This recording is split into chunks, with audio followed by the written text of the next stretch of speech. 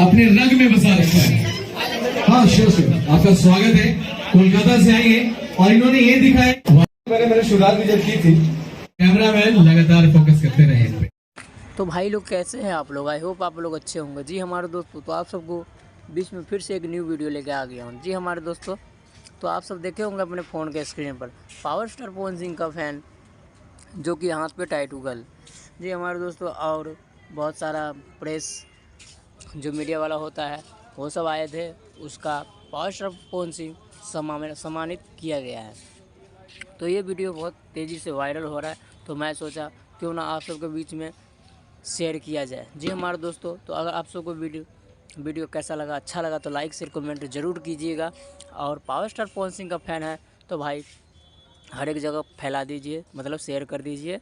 So power star Pawan Singh के पास, हर एक fans के पास पहुंच जाए, ये वीडियो देखे। और आप सबको बता दूं, ऐसा ही वीडियो अगर चाहते हैं तो हमारे कमेंट बॉक्स में बताइएगा। और चैनल में नए हैं तो सब्सक्राइब लाइक कमेंट ज़रूर कीजिएगा। फिर मिलते हैं एक दूसरे वीडियो के साथ। जय हिंद।